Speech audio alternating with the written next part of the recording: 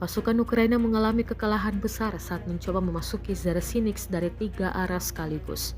Berkat koordinasi erat antara Brigade Senapan Bermotor ke-132 dan Brigade Artileri ke-238 Rusia, serangan tersebut diklaim berhasil dihalau dengan tembakan artileri intens. Rekamannya diunggah di Telegram pada Rabu 12 Maret 2025.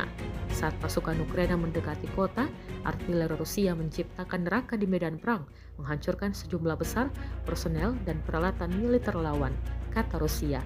Serangan presisi ini mengakibatkan kerugian besar bagi Ukraina dan menggagalkan rencana mereka untuk merebut wilayah strategis tersebut.